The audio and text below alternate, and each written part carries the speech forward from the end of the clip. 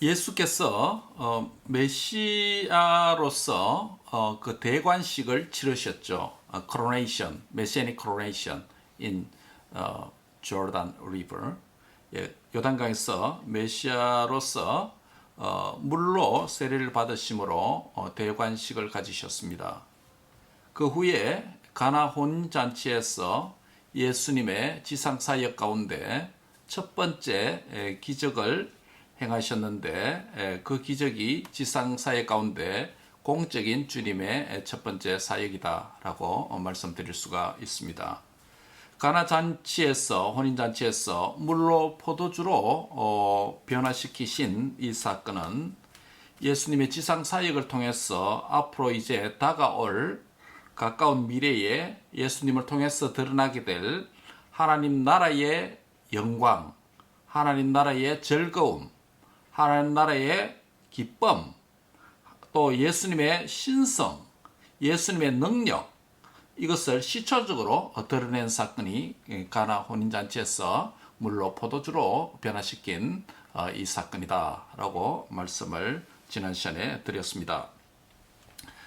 잠시 요약을 하면 사도 요한은 결혼이라고 하는 단어를 4번 사용하는 것을 우리가 기억하죠. 2번은 그의 복음서인 요한복음에서, 특별히 요한복음 가나 혼인잔치 사건에서 결혼이란 단어를 2번 사용을 했죠. 그리고 또 2번은 요한계시록, 성경의 신약 성경의 마지막 책인 계시록 19장에서 어린 양의 혼인잔치에서 결혼이라고 하는 단어를 또한 2번 사용을 하고 있습니다. 이런 것을 볼 때에 요한이 결혼의 단어를 쓰는 곳을 요약을 하면 그것은 바로 하나님 나라의 기쁨과 영광, 이것이 결혼이라고 하는 요한의 용법 안에 들어있다라는 것이죠. 요한복음 2장에서 이후에 사용된 결혼이라는 단어는 예수님을 통해서 지상에서 하나님의 나라가 시작되는 단계에서 지상잔치에서 사용했다면, 그리고 요한계시록 19장에서 이후에 사용된 결혼이라는 단어는 하나님 나라의 완성의 단계에서 하늘의 잔치에서 사용했다고 하는 것이 특징적이다라고 말씀을 드릴 수가 있습니다. 그러므로 요한의 결혼이라고 하는 이 단어의 사용 용법은 하나님 나라의 시작 단계에서 사용하고 하나님 나라의 마지막 단계에서 종말론적인 어린 양의 혼인잔치에서 사용을 했다라고 하는 것입니다. 이 4번의 결혼이 사용된 배경은 모두가 예수님이 그 주도적인 역할을 하고 계신다라는 점이 특징적이다라고 말씀드릴 수가 있습니다. 가나 혼인잔치에서 신랑과 신부의 얼굴과 이름은 없는 반면 예수님이 주도적인 역할을 하고 계시고, 어린 양의 혼인잔치에서는 신부된 우리들을 맞이할 신랑의 그리스도의 모습이 포커스가 맞춰져 있다는 것입니다. 자, 예수님의 지상사역은 이와 같이 하나님의 영광, 그리고 하나님의 거룩, 그분의 신성, 이것을 적극적으로 복음사역을 통해서 드러내셨다라고 말할 수 있습니다. 반면 잘못되고 왜곡된 인간의 죄악과 삶을 바로 잡으시면서 하나님의 영광과 거룩과 그분의 신성을 드러낸 사건도 있습니다. 어떤 것일까요? 오늘 본문 요한복음 2장 13절 이하에 기록된 이 성전 청결 사건이 바로 이 2번째 경우에 해당하는 사건들 중에 하나라고 할 수 있겠습니다. 하나님의 영광과 기쁨을 적극적으로 드러내는 방식이 있다면, 또 인간의 잘못된 죄악을 지적하면서 또 하나님의 영광과 그분의 신성을 드러내는 방식이 있습니다. 바로 갈릴리 가나 결혼식의 기쁨과 행복의 장면은 이제 어느덧 예수님의 분노와 폭력을 행사하는 성전 청결 사건으로 요한복음의 카메라의 앵글은 이동하고 있습니다. 요한복음에서 요한은 시간 개념을 비교적 자세히 사용한다고 언급한 적이 있습니다. 오늘 본문 13절에도 보면 유대인의 유월절이 가까운지라 라고 이 본문의 시간적 배경을 먼저 주고 있습니다.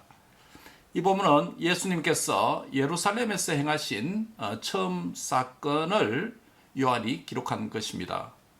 우리가 성전 청결 사건이라고 부르는 바로 그 사건이죠. 예루살렘 상경 후에 예수님께서 최초로 행하신 이 성전 청결 사건은 오늘날 우리가 흔히들 말하는 교회당 청소 사건, 교회당 청소 정도의 말이 아니죠. 그렇죠? 완전히 다른 개념이에요.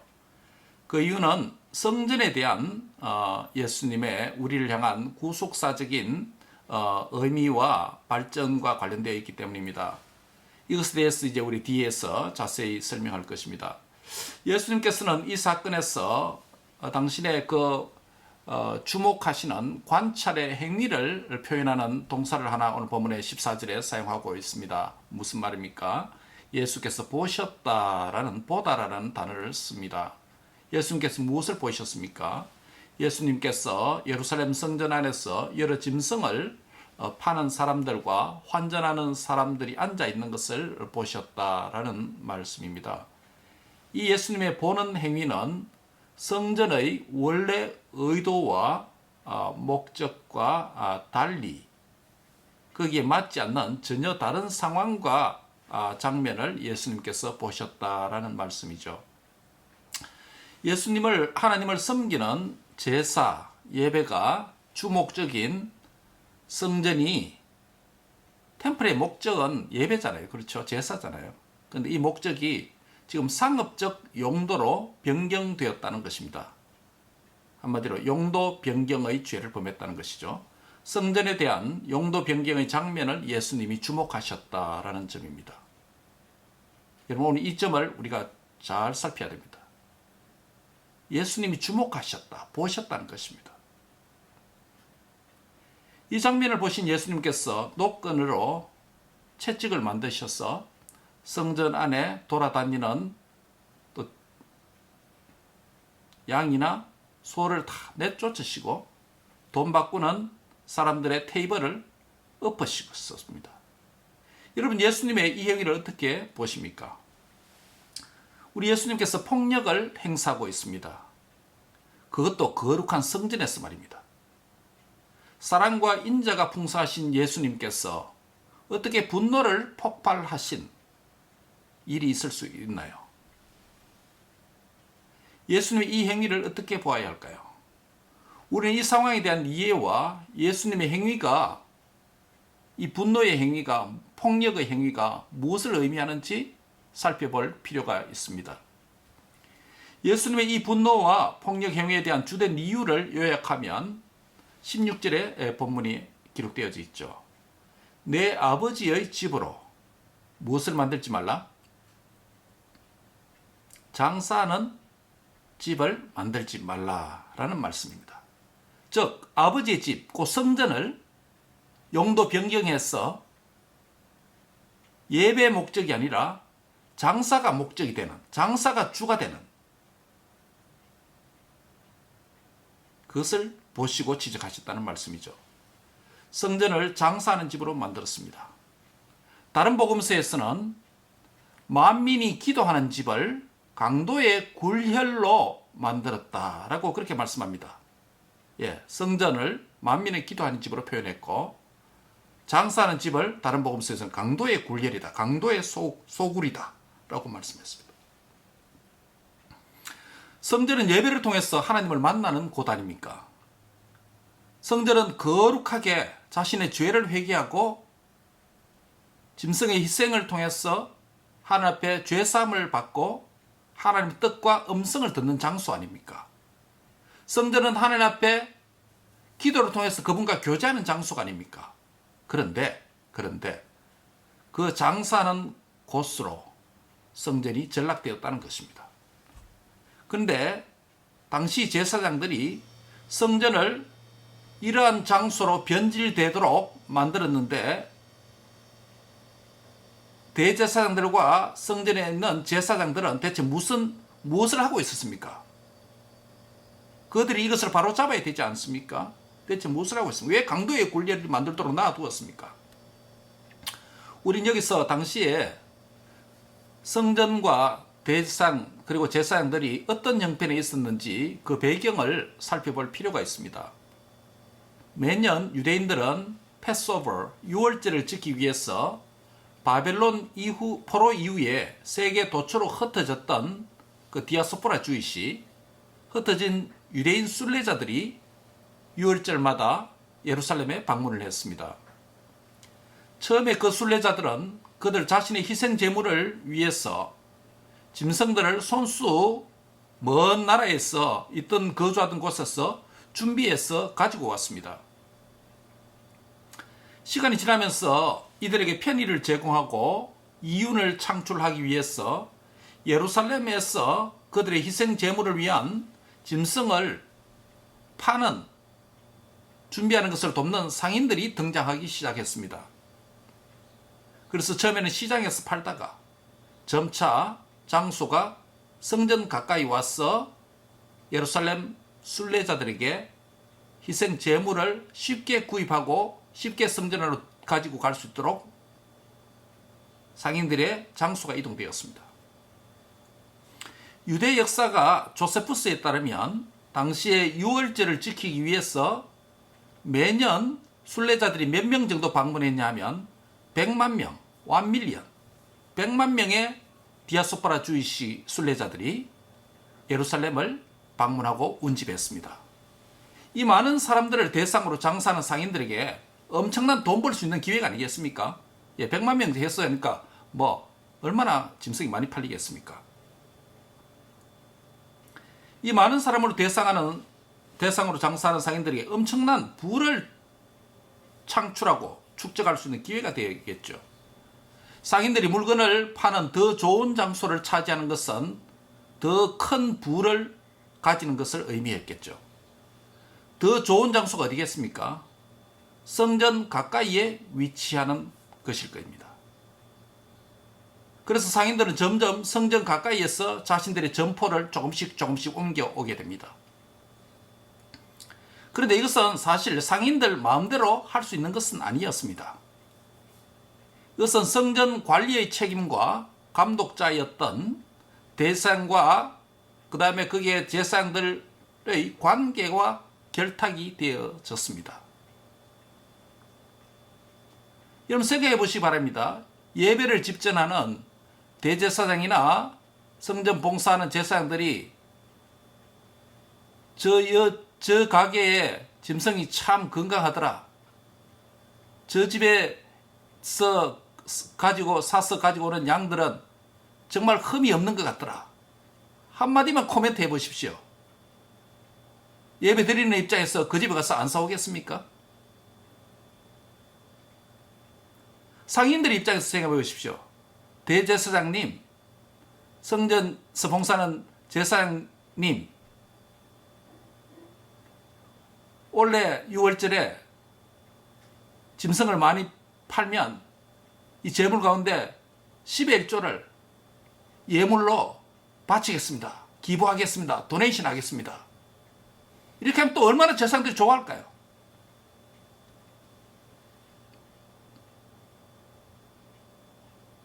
그래서 상인들은 대상과 성전 봉사자들에게 적극적으로 러비를 시작합니다. 뇌물을 주기 시작합니다. 더 많은 러비와 뇌물은 성전에 더 가까이 점포를 개점하는 것을 의미합니다. 대상들은 성전에 더 가까이 있는 상인들의 점포로부터 구입한 재물들을 더 거룩하다라고 인정해 주었던 것을 의미합니다. 상인들과 대상들 사이에 이러한 관계 안에서 상인들의 점포는 매우 느린 속도로 성전 안으로 점점점 들어오게 됩니다. 그런데 아무도 이런 상황을 위기로 본다든지 위험으로 보는 자가 없었던 것 같습니다. 점점 그러하다 보니 마침내 성전 안에 온통 가축 시장이 되어버렸습니다. 먼 나라에서 온 자기 나라의 화폐를 가지고 환전하는 은행이 되어버린 것입니다. 하나님을 예배하고 기도하는 유일의 목적을 가진 성전이 드디어 강도의 굴렬이 되었다고 하는 말씀이 바로 이 말씀입니다. 대제사장들은 도둑떼가 되어버렸습니다. 예수님의 분노는 바로 한 이러한 시점에 이런 상황이 됐어. 이런 죄악이 됐어. 품고 행동하시는 거룩한 분노가 아닐 수가 없는 것입니다. 우리 주 예수님의 의분이죠. 예수님의 신적인 폭력입니다. 메시아닉 디바인 바이런스예요. 단순한 폭력이 아닙니다. 성전 건물에 대한 용도 변경의 죄에 대한 심판을 행하신 것입니다. 거룩을 파괴한 것에 대한 거룩성을 회복하시기 위한 예수님의 분노였습니다. 대제사장들의 제사장의 죄를 심판하는 것입니다. 이런 상황에서 예수님의 성전 청결, Jesus cleansing of the temple, 성전 청결은 막대한 부를 축적하는 대제사장들에게 부와 그들에 대한 도전으로 받아들여지게 된 것입니다. 예수님의 성전 청결 사건은 만민의 기도하는 집이며 하나님을 만나는 성전의 거룩성을 파괴했고 대상의 그 타락에 대한 참 대제사장으로 오신 메시아의 심판 행위가 된 것입니다.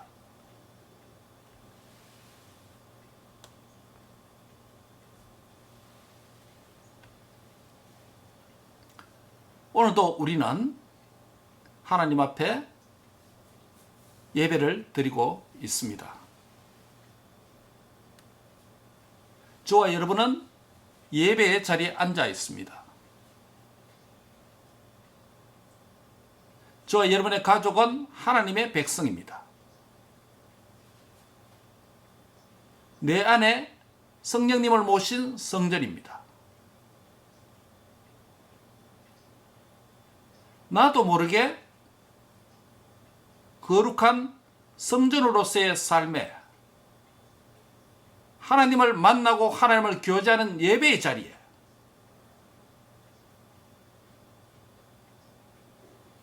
상인들이 점차 성전 가까이로 들어오게 된 것처럼 아무도 그것을 문제라고 위기라고 인식하지 못할 정도로 마치 따뜻한 물에 앉아있는 개구리처럼 밑에서 열이 점점 가해지는데도 깨닫지 못하는 것처럼 그렇게 거룩은 침식을 당할 수가 있습니다. 오늘 그러한 상황이 있다면 예수님의 채찍던 분노의 모습을 우리가 직면하고 있다는 사실입니다.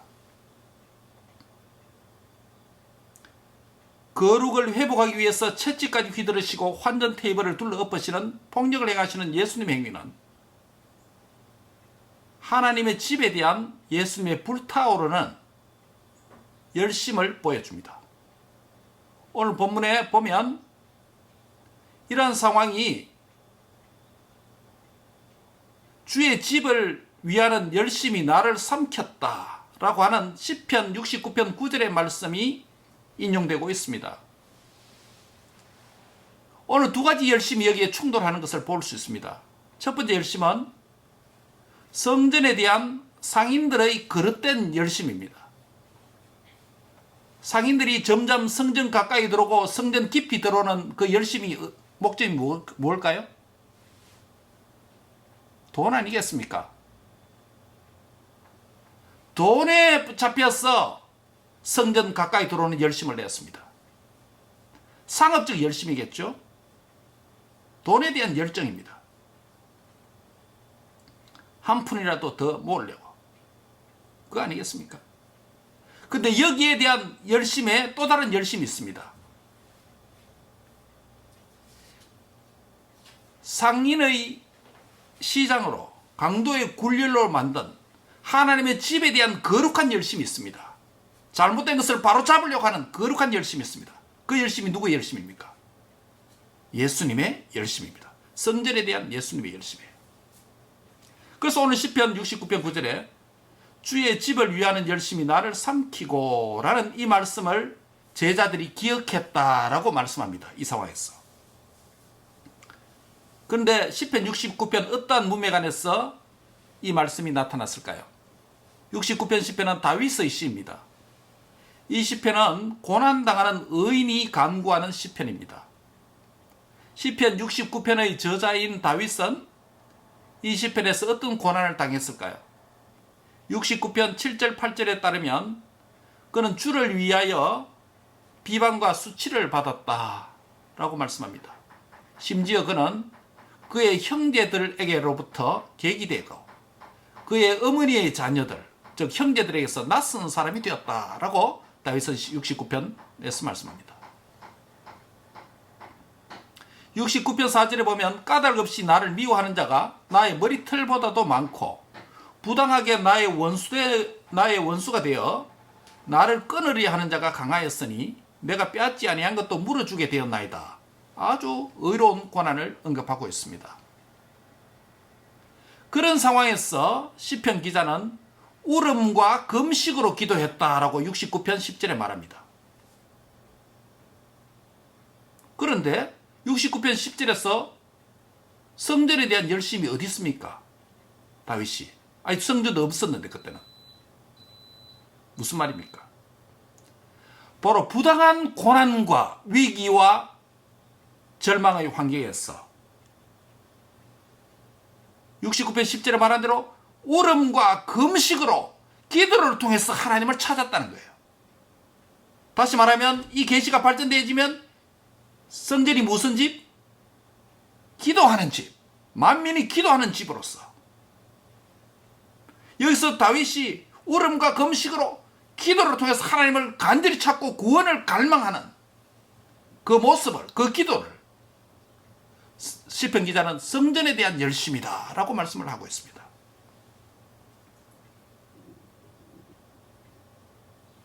기도하는 집으로서 기도에 대한 하나님에 대한 기도의 열정을, 구원에 대한 기도를 하는 그 열심을 성전에 대한 열심이다, 하나님 집에 대한 열심이다 라고 말씀을 합니다.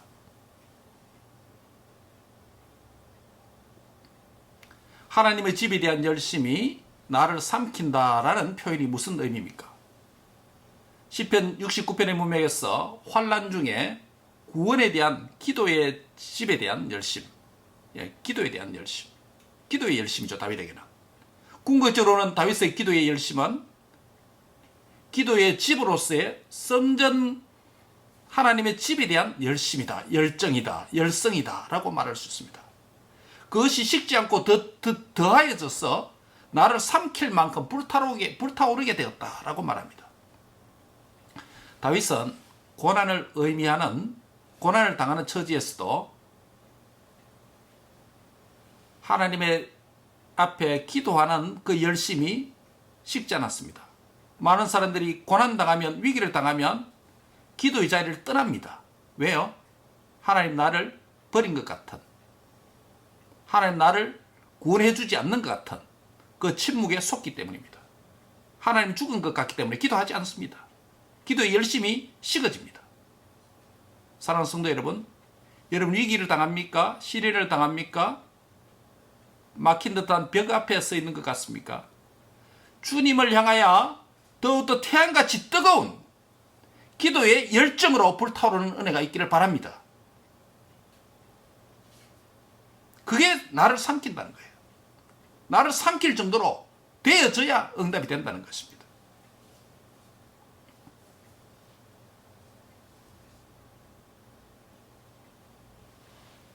역사적으로 보면 다윗이 하나님을 찾고 기도하는 그 열심은 성전을 건축하는 열심으로 실제적으로 발전됩니다. 그래서 다윗은 그가 살아있는 동안에 성전을 건축하기를 원했습니다. 나단 선지자도 처음에는 그렇게 인정해 주었죠. 그러나 나중에 하나님께서 다윗을 통해서 성전을 건축하는 것을 원치 아니하셨습니다. 그래서 그는 그럼에도 불구하고 절망하지 않았습니다. 오늘 내 때에 나에게 내가 하고 싶은 것, 하나님을 위한 거룩한 열정임에도 불구하고 되지 않는다고 해서 절망할 필요가 없는 것입니다. 절망한다면 그것은 자기 열심이에요. 하나님 주신 열심이 아닌 거죠. 그런데 다윗은 하나님께서 주신 열심이기 때문에 기도의 집으로서 자신의 기도의 열심이 기도하는 집에 대한 성전 건축에 대한 열심으로 바뀌어졌어.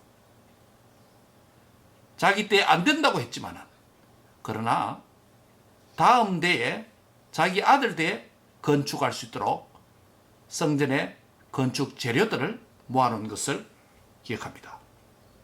이것이 기도에 대한 열심을 가진 다윗이 하나님의 기도하는 집인 성전을 건축하는 열심으로 발전되었어. 그는 재료를 준비하게 되었습니다. 그 후에 그의 아들 솔로몬 때 성전을 건축하게 되죠. 그래서 역사적으로 보면 하나님의 집에 대한 이 열정은 다윗에게 분명하게 있었다는 것을 보게 됩니다. 그 후 그의 아들 솔로몬이 아버지 다윗의 유지를 받들어서 솔로몬 성전을 건축하게 되었습니다. 그 성전에서 예배의 삶과 성전의 유지와 보호에 대한 성전을 유지하고 보호하는 성전을 거룩하게 만드는 이 열심이 역사를 흐름에 따라 중단되지 않고 계속되었습니다. 유다 백성이 범죄함으로 하나님 심판으로 결과로 바벨론이 유다를 침범했죠. 그때 솔로몬 성전을 파괴했습니다. 성전이 바벨론 포로기에서 하나님의 집에 대한 그 열심은 어떻게 나아갔을까요? 포로 후기에 스룹바벨 성전, 제2성전을 짓는 것으로 성전에 대한 열심이 또 이어집니다. 그래서 그들의 신앙의 중심지를 회복하게 됩니다. 우리는 여기서 주목할 사실이 있습니다. 하나님의 집에 대한 열심의 주체가 다윗이나 솔로몬 또는 유다 백성 또는 사람인 것 같지만 사실은 하나님의 집, 성전에 대한 열심은 하나님의 자신의 열심이라는 것을 역사적으로 보게 됩니다. 하나님 성전에 대한 열심이 식지 않고 계속되기 때문에 다윗은 나를 삼킬 만큼 불타오른다 라고 말하는 것입니다. 물론 여기 본문에서 등장하는 성전은 헤롯이 건축했던 헤롯 성전입니다. 예수님 당시에 있었던 성전은. 솔로몬이 예루살렘에 건축한 첫 번째 성전은 바빌론 침입으로 파괴되었죠. 많은 유다 백성들은 바빌론으로 포로로 잡혀갔습니다. 그리고 70년 후에 바빌론 포로로부터 돌아와서 스룹바벨 성전을 제2성전을 건축합니다. 이 두 번째 성전이 우리가 스룹바벨 성전이죠. 이 두 번째 성전인 스룹바벨 성전은 첫 번째 성전이었던 예루살렘에 있었던 솔로몬 성전보다 사이즈나 그 장엄함에 비해서 보잘것없는 아주 작은 성전이었습니다. 그래서 역사가 흘러가게 됩니다. 후에 헤롯이 유대의 왕이 되어서 유대인의 환심을 사려는 정치적인 목적으로 당시에 보잘것없이 보였던 스룹바벨 성전을 개축하려고 했습니다. 그러나 스룹바벨 성전의 옛모습은 찾아볼 수 없을 정도로 달라졌기에 실제로는 개축이 아니라 완전 신축이라고 할 수 있습니다. 헤롯 성전이. 헤롯은 그가 왕으로 즉위한 주후 제18년 즉위한 18년 주전 19년에 착공해서 9년 만에 성전의 외형을 어느 정도 마무리하고 봉헌식까지 거행했습니다. 그러나 그 공사는 계속되었고 예수님의 공생의 초반 주후 27년경까지 그러니까 총 46년의 건축 기간이 소요되었습니다. 오늘 20절에 보면 그렇게 해요. 46년이다. 그 후에도 성전 공사는 중단되지 않고 계속되었습니다. 총독 알비누스 때 AD 63년까지 되어서 그때 갔어야 헤롯 성전이 완전 완공됩니다. 예수님 당시에도 여전히 공사 중이란 의미가 되겠죠. 그래서 세 번째 성전인 이 헤롯 성전은 실제로 따지면 46년이 아니라 82년이나 되는 장구한 세월 동안에 걸쳐 진행된 대공사의 여정이다라고 할 수 있습니다. 하나님의 구원 역사에서 헤롯 성전 다음에 등장하는 성전이 있습니다. 무엇입니까? 바로 오늘 본문에 있습니다. 예수님의 몸 성전, 바디 성전, 인격 성전입니다. 19절을 같이 한번 읽을까요? 19절입니다. 너희가 이 성전을 헐라 내가 사흘 동안에 일으키리라. 예수님께서 유대인들에게 말합니다. 이 성전은 적어도 46년 동안에 지어졌는데 네가 어떻게 이 성전을 헐고 사흘 만에 일으키겠느냐라고 반문합니다. 우리 예수님께서 여기서 성전을 헐고 사흘 만에 다시 세우리라라는 것은 성전된 예수님의 육체를 가리켜서 말씀하신 것이죠. 즉 예수님의 몸 성전, 바디 성전, 인격 성전입니다. 그 다음에 이어지는 성전이 있습니다. 구원 역사에 등장하는 성전은 예수님을 믿고 성령님을 모신 성도의 저와 여러분의 몸과 인격이 성전이라고 말씀합니다. 즉 우리가 성전입니다. 내가 성전입니다. 어디에서 그 말씀합니까? 고린도전서 3장 9절에 따르면 너희는 하나님의 밭이요 하나님의 집이라 라고 말씀합니다. 고린도후서 3장 16절 17절에는 너희는 너희가 하나님의 성전인 것과 하나님의 성령이 너희 안에 계시는 것을 알지 못하느냐. 누구든지 하나님의 성전을 더럽히면 이것은 지금 예루살렘 성전, 빌딩 성전, 돌 성전을 말하는 게 아니에요. 하나님의 성전이 우리 몸, 하나님의 성전을 더럽히면 예수님께서 노끈을 들고 채찍질을 한 것처럼 하나님 그 사람을 멸하시리라. 하나님의 성전을 거룩하니 거룩을 유지하라 라고 말하는 것입니다.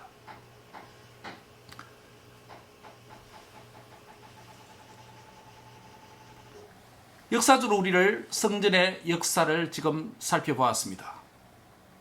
첫째는 성전을 건축하고 유지하고 보호하려는 열심입니다. 통일왕국 솔로몬 성전이죠. 두 번째는 성전 파괴의 상황에서도 성전 재건축에 대한 열심이 있습니다. 포로 후기 공동체 스룹바벨 성전을 가리키죠. 세 번째는 하나님의 집이 인격 개념으로 발전된 후에 하나님의 백성에 대한 열심, 사랑을 의미하죠. 이를 위해서 하나님께서는 예수님을 이 땅에 보내신 것입니다.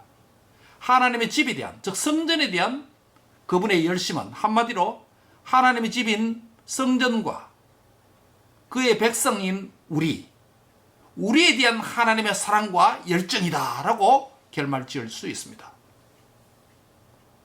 69편 9절에 고난 가운데 있는 의인인 다윗이 하나님의 집에 대한 열심이 요한복음에서 인용되었습니다. 하나님의 집에 대한 열심, 열정은 다윗의 자손으로 오신 예수님께서 의인으로 가지신 하나님의 집에 대한 열심과 열정으로 성취가 됩니다. 이 예수님의 열심은 당시에 열심당원으로 불려졌던 셀롯 땅, 젤롯이라고 부르죠. 더 젤롯. 열심당원들이 가졌던 이스라엘의 해방을 위해 무력을 행사하는 민족주의적인 방식으로 나타나지 않았습니다. 예수님의 하나님의 집에 대한 열심과 열정은 열심당원들이 가졌던 것과 완전히 다른 방식의 새로운 의미로 나타났습니다. 예수님의 하나님 집에 대한 열심은 새로운 의미의 성전과 백성의 개념을 보여줍니다. 즉 하나님의 집에 대한 예수님의 열정은 중단되지 않고 불타올라서 마침내 새로운 형태의 성전 개념을 만들었습니다. 그것이 무엇입니까? 말씀드린 예수님의 몸이 성전이고 예수님을 믿는 저와 여러분이 성전이라고 말하는 것입니다. 예수님의 집에 대한 이러한 열심은 어떤 방식으로 오늘 본문에 표출되고 있습니까? 어떤 방식으로 하나님의 집에 대한 열정이 예수님 자신을 삼킬 정도로가 되었습니까? 어떤 방식으로 성전에 대한 예수님의 열성이 예수님을 삼킬 만큼 식지 않고 계속 불타오르고 있습니까? 두 가지로 생각하려고 합니다. 첫째는 성전을 청결케 하는 방식으로 예수님의 성전에 대한 열정이 표출되었습니다. 성전 청결입니다. 예수님의 성전에 대한 열심과 열정과 그 사랑은 성전의 용도 변경, 저 거룩성의 파괴에 대한 거룩한 분노로 나타났습니다.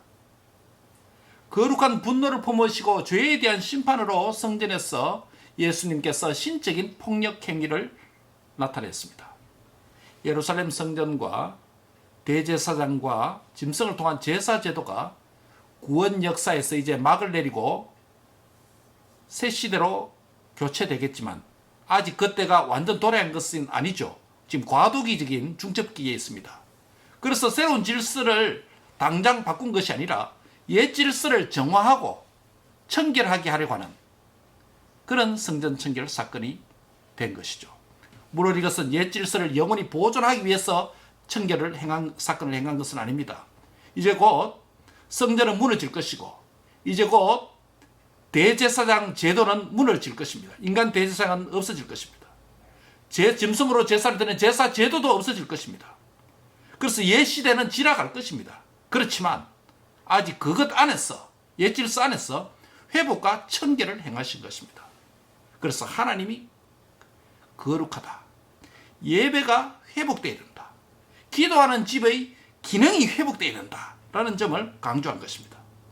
두 번째로 예수님의 이 열심은 어떤 형태로 나타났습니까? 성전에서 예수님의 폭력 행위를 통해서 새로운 질서가 직접적으로 오는 것은 아니지만 그러한 행위는 하나님의 아들로 오신 예수님의 죽음으로 이끌어가게 됩니다. 이 사건은 예수님의 죽음으로 이끌어가게 됩니다. 예수님은 자신의 몸을 성전을 파괴하라. 내가 사흘 만에 다시 세우리라. 부활을 통해서 자신을 재건축하실 것이다. 라고 종교 엘리트들에게 기존 질서를 두려워하지 않고 새로운 질서 안에서 세워질 성전에 대한 열심으로 자신을 죽기까지 열정의 삶을 사는 것으로 그렇게 표현되고 있습니다. 말씀을 요약합니다. 오늘 예수님의 성전 청결 사건은 두 가지 의미가 있습니다. 하나는 옛 질서 안에서 하나님의 성전의 기능을, 거룩을 회복해야 된다라는 것이고, 또 하나는 예수님의 죽음을 통해서 새 질서 안에서 새로운 하나님의 집에 대한 열심이 나타나고 있다라는 점입니다. 이 사실을 오늘 우리에게 어떻게 적용할 수 있을까요?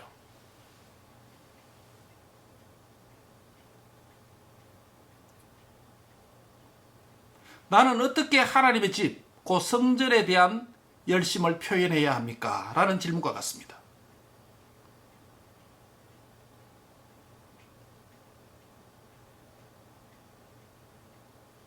성전의 기능은 하나님에 대한 예배가 초점입니다. 기도가 초점입니다. 다시 말씀드리면 예배와 기도를 위해서 여러분의 삶이 모아져야 된다는 것입니다.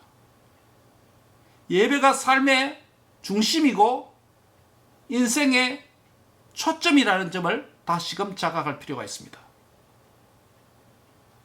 여러분은 예배에 대한 열심이 어느 정도 있습니까? 예배 시간이 되었으니 습관적으로 나옵니까? 하나님의 열심이 저와 여러분을 강권하셔서 그 열심에 이끌려서 예배 자리에 기쁨과 찬송으로 주 앞에 담대히 나오는 신실한 예배자가 되시기를 주의 이름으로 축복합니다. 예배 삶을 추구하라는 것입니다. 첫 번째 적용은. 따라합니다. 예배 삶을 추구하라. 예배가 내 삶의 중심이 되게 하라. 예배가 내 삶의 중심이 되게 하라는 것입니다. 예배가 내 삶의 시작과 중심이 되게 하라. 이게 무너지면 다 무너집니다. 이게 무너지면 다 무너집니다. 가정에서 아버지가, 어머니가, 자녀들이, 교회에서 목사나 장로나 집사나 권사나 어떤 직분자라도 모두가 예배가 무너지면 다 무너집니다. 예배가 무너지면 가정도 무너집니다. 예배가 무너지면 다른 모든 것이 관계가 무너집니다. 왜요? 하나님과 관계가 바로 만들어지지 않기 때문에. 그것이 그 관계가 버티컬 리레이션십이 만들어지지 않으면 만물의 주인 되신 주님과 관계가 깨어지면 만물과의 관계도 깨어집니다. 사람과의 관계도 깨어집니다. 여러분께서 주목하셔야 됩니다. 예배가 무너지면 인생 자체가 무너진다는 것을 여러분 기억해야 됩니다. 예배에서 하나님을 만나지 못하면 삶에서 하나님의 은혜를 기대할 수가 없습니다. 예배가 회복되기를 바랍니다. 여러분 가정에 예배가 회복되기를 바랍니다. 남편 되시는 분, 아빠 되시는 분, 예배를 회복하시기 바랍니다. 아내 되시는 분, 엄마 되시는 분, 예배를 중심을 회복하시기 바랍니다. 자녀들이요, 언약의 자녀 여러분, 예배가 회복되기를 바랍니다. 예배를 찾으시기 바랍니다. 예배를 통해서 주님을 만나시기 바랍니다. 그러면 내가 중심을 모아서 예배를 드려야 됩니다. 예배 자리에 나오는 태도가 어떻습니까? 예배 자리에 나오는 우리의 마음이 어떻습니까? 예배에 대한 우리의 중심은 어디에 있습니까? 예배에 대한 나의 생각은 어디에 있습니까? 몸 따로 마음 따로입니까? 몸 따로 눈 따로입니까? 예배가 중심이 되게 하고 예배 자리에 있는 나의 중심이 하나님이 되게 하시기 바랍니다. 두 번째로 이 본문의 적용은 만민이 기도하는 집인 성전을 강도의 굴열로 만들어서 예수님의 채찍들은 분노를 맞이하고 심판을 맞이했는데 거룩한 삶을 회복하라는 것입니다. 거룩한 삶을 회복하라. 첫 번째는 예배를 회복하라. 두 번째는 거룩한 삶을 회복하라. 그럼 거룩이 무엇입니까? 거룩이 무엇입니까? 거룩은 하나님을 위해서 떼놓고 분리하고 구별해 놓는 것입니다. 그게 sanctification, sanctifying. 성별이죠, 성별. 거룩이라는 개념이 그렇습니다. 거룩은 나의 것과 하나님의 것을 구별하는 것입니다. 거룩이라는 것은 나의 마음과 하나님의 뜻을 구별하는 것입니다. 거룩이라는 것은 나의 시간과 하나님의 시간을 구별하는 것입니다. 거룩이라는 것은 나의 입장과 하나님의 뜻을 분별하는 것입니다. 거룩이라는 것은 나의 물질과 하나님의 물질을 구별하는 것입니다. 거룩이라는 것은 나의 장소와 하나님의 장소를 구별하는 것입니다. 이원론을 말하는 게 아니에요. 하나님을 위해서 떼놓으시기 바랍니다. 하나님을 위해서 구별하시기 바랍니다. 하나님을 위해서 시간을 떼놓아서 그 시간을 주님께 드리시기 바랍니다. 하나님을 위해서 그 물질을 구분해서 주님께 드리시기 바랍니다. 하나님을 위해서 나의 건강의 한 부분을 떼놓아서 주님께 헌신하시기 바랍니다. 여러분에게 말씀이 있는 시간이 구별되어 있습니까? 기도하는 시간이 구별되어 있습니까?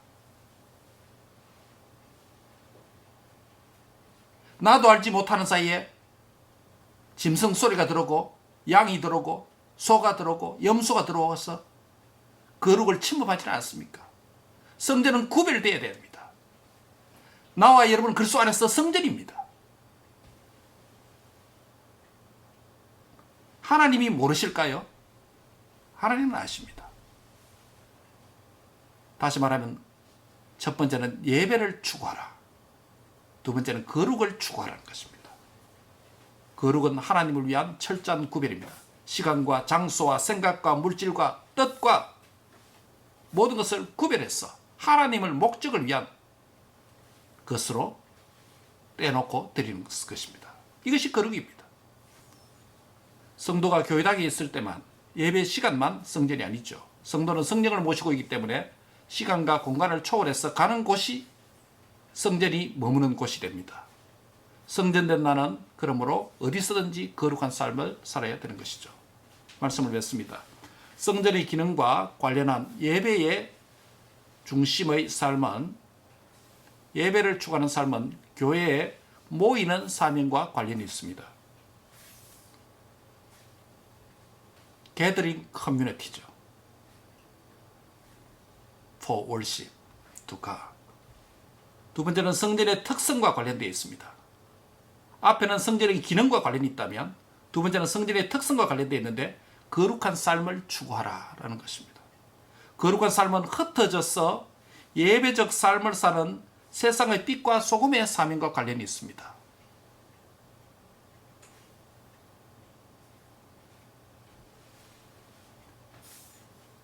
모여서 거룩한 하나님을 만나서 예배하고 교제하고 그분의 거룩한 성품을 담기를 바랍니다. 그리고 흩어져서 언제 어디서든지 거룩한 삶을 추구함으로 세상의 빛과 소금으로 살아가는 복된 성도들이 다 되시기를 주의 이름으로 축복합니다.